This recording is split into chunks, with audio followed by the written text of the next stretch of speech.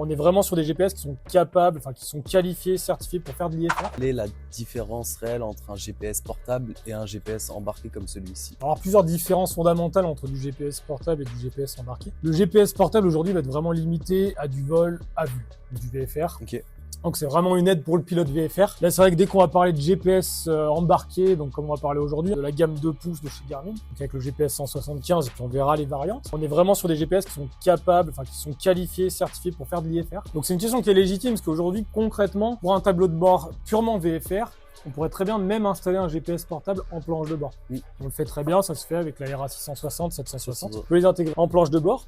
Et du coup, ces GPS portables permettent d'être emportés dans le sac de vol par le pilote, peuvent être installés dans l'avion. Par contre, on va être limité vraiment à du VFR. L'avantage de l'embarquer, ça va être d'avoir quelque chose qui reste dans l'avion. Pour les aéroclubs, par exemple, ça peut être intéressant d'avoir un GPS qui est dans l'avion, tout le monde utilise le même. Ça va permettre d'avoir des fonctionnalités croisées avec les EFIS, par exemple, si on en a à bord de l'avion. Et puis pour les gens qui font, par exemple, de l'IFR, là, par contre, on est obligé d'avoir ce GPS embarqué avec une précision spécifique, etc.